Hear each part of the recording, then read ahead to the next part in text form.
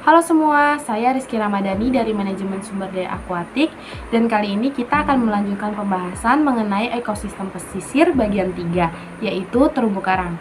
Ekosistem terumbu karang merupakan kawasan yang terdiri dari kumpulan karang yang memiliki peranan penting bagi kelangsungan hidup biota laut.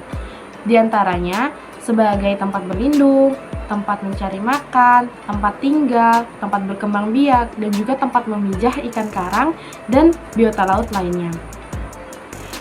Karang termasuk dalam hewan invertebrata dan terbagi ke dalam dua ordo, yaitu ordo Scleractinia dan ordo non-Scleractinia. Ordo Scleractinia ini bersimbiosis dengan Zooxanthellae, sedangkan ordo non-Scleractinia tidak bersimbiosis dengan Zooxanthellae. Karang dapat hidup terbatas dengan kedalaman kurang dari 50 meter dan suhu optimal pada 29-31 derajat Celcius.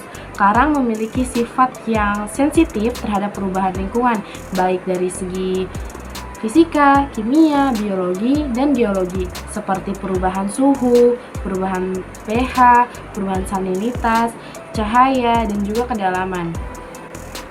Karena memiliki peranan yang penting, ekosistem terumbu karang termasuk dalam ekosistem yang esensial dan perlu kita jaga kelestariannya. Untuk mengetahui kondisi terumbu karang, kita perlu untuk melakukan pengambilan data. Pengambilan data terumbu karang dapat dilakukan dengan 3 metode. Metode yang pertama yaitu PIT atau Point Intercept Transect. Kemudian metode yang kedua yaitu LIT atau Line Intercept Transect, dan metode yang ketiga yaitu UPT atau Underwater Photo Transect. Nah, alat yang dibutuhkan dalam pengambilan data terumbu karang diantaranya adalah alat SET scuba, kemudian ada pH meter, refraktometer, termometer, kemudian GPS, roll meter, kemudian kertas laminating atau kertas tahan air, alat tulis pensil dan spidol waterproof, kamera underwater, botol sampel air, kemudian ada lembar identifikasi karang, ada frame 58x44 cm, dan juga nib motor konsol. Pengambilan data terumbu karang dapat dilakukan dengan 3 metode, yaitu metode Point Intercept Transect atau PIT, metode Line Intercept Transect atau LIT, dan metode Underwater Photo Transect atau UPT. Untuk metode yang pertama yaitu Point Intercept Transect, kita akan melakukan pengambilan data dengan membuat poin-poin di sepanjang transek garis. Hal yang harus kita lakukan pertama kali adalah menggunakan SET scuba untuk melakukan penyelaman di bawah air. Selanjutnya, kita akan menentukan titik pengambilan sampel dan mencatat titik koordinatnya. Setelah itu kita akan menggelar line transect dan menentukan poin-poin untuk pengamatan terumbu karangnya. Poin-poin tersebut diberi setiap 50 cm. Misalnya ini awal garis transect 0, kemudian jarak selanjutnya 50 cm adalah poin kedua, dan seterusnya. Kemudian kita akan melakukan identifikasi life form dan pengamatan terumbu karang. Identifikasi life form dan pengamatan terumbu karang dilakukan di setiap poin. Pada poin pertama, poin kedua, poin ketiga, dan selanjutnya.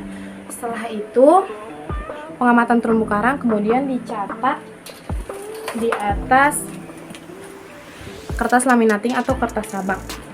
Kemudian kita akan melakukan dokumentasi terumbu karang di setiap poinnya menggunakan kamera underwater. Metode kedua yang bisa kita lakukan untuk mengambil data terumbu karang yaitu Line Intercept Transect atau pengambilan data terumbu karang menggunakan transect garis. Hal pertama yang harus kita lakukan sama seperti pada poin Intercept Transect, yaitu menggunakan set alat scuba untuk melakukan penyelaman. Kemudian kita menentukan titik pengambilan sampel dan dicatat titik koordinatnya menggunakan kertas laminating atau sabak. Selanjutnya kita memasang garis transect sejajar dengan garis pantai. Kemudian kita akan melakukan pengamatan life form. Misalnya di sepanjang garis transect ini ada beberapa life form. Yang ini sekumpulan life form A, B, C, C, dan seterusnya. Kemudian kita akan melakukan pengambilan sampel air menggunakan botol 330 ml yang nantinya akan digunakan untuk mengukur kualitas air, yaitu pH dan salinitas. Metode pengambilan data terumbu karang yang terakhir yaitu underwater photo transect atau pengambilan data terumbu karang menggunakan teknik pemotretan. Hal yang pertama harus dilakukan adalah kita menggunakan terlebih dahulu set scuba untuk melakukan penyelaman di dalam air. Selanjutnya, kita akan menentukan garis transect dan juga mencatat titik koordinatnya. Kemudian, setelah menentukan titik pengambilan sampel, kita akan menggelar transect garis dan kemudian meletakkan frame berselang-seling, yaitu ini anggapannya kanan dan kiri, ganjil di kiri dan genap di kanan. Jadi ini plot atau foto frame yang pertama, kedua, ketiga, keempat, dan selanjutnya. Kemudian kita mengambil gambar dari terumbu karang menggunakan underwater kamera dan memotretnya pas atau sesuai dengan frame yang sudah dipasang. Selanjutnya kita akan melakukan pengukuran kualitas air yang sebelumnya kita ambil dulu sampel airnya menggunakan botol 330 ml. Parameter kualitas air yang akan diukur yaitu pH dan salinitas air yang akan dilakukan di laboratorium. Kemudian dalam melakukan praktikum ini kita membutuhkan aplikasi atau software pembantu atau pendukung yaitu CPCE dan Microsoft Excel.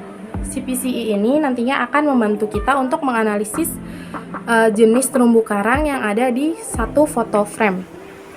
Jadi gambar dari satu foto frame ini kemudian nanti akan kita masukkan ke dalam CPCE dan kita akan mengisi data apakah jenis terumbu karang ini termasuk dalam life form apa, atau kita akan mengidentifikasi life form yang ada di dalam foto frame-nya.